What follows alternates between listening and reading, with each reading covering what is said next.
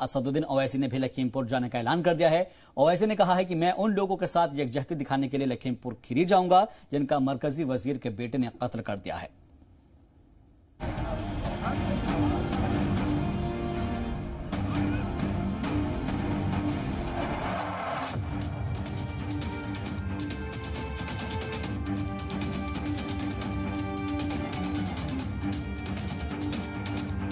लखीमपुर खीरी के मामले को लेकर सियासत गर्म है।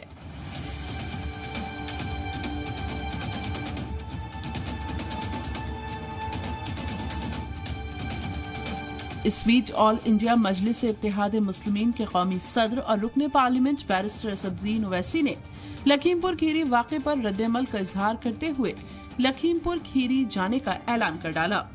ओवैसी ने कहा है कि मैं उन लोगों के साथ यकजहती दिखाने के लिए लखीमपुर खीरी जाऊंगा जिनका मरकजी वजीर के बेटे ने कत्ल कर दिया है। देखिए, जब कभी भी इस तरह की सरकार की तरफ से कोई हरकत होती है जिससे इंसानों की जान चली जाती है, तो हमारी पॉलिटिकल हिस्ट्री है कि मुख्तलिफ पॉलिटिकल पार्टीज के नेता जाते हैं।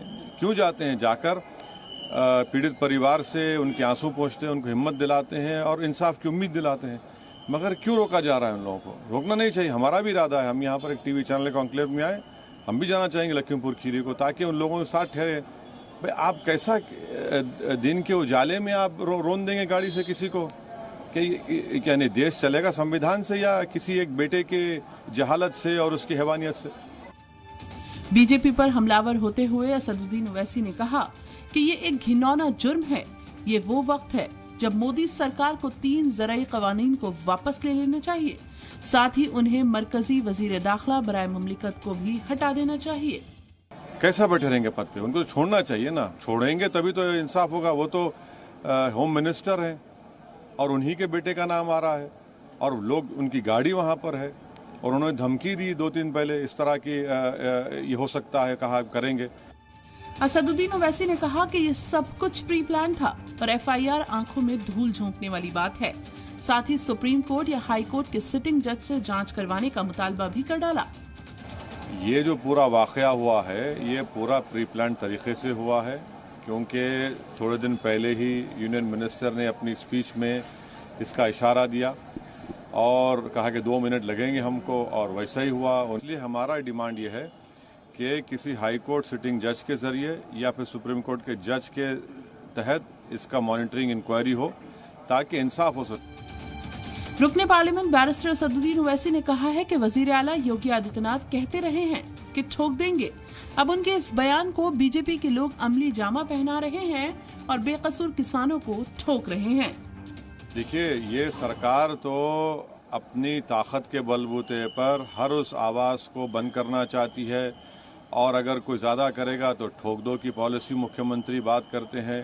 ये प्रदेश रूल ऑफ लॉ से ना चला है 4.5 साल में, बल्कि रूल ऑफ गन से चलता रहा है। इससे कबल AIMIM सदर ने अपने रस्मी ट्विटर अकाउंट पर लिखा कि योगी राज में कानूनी निजाम पूरी तरह से दम तोड़ चुका है।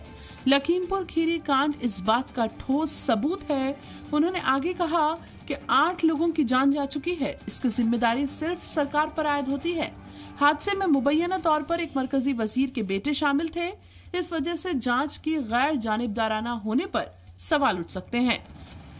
ये ट्रांसपेरेंट इन्वेस्टिगेशन नहीं होगा। ये सिर्फ ऑप्टिक्स के लिए, ये सिर्फ वक्त खरीदने के लिए और आंखों में धूल झोंकने के लिए इस तरह के FIR रजिस्टर किया गया है।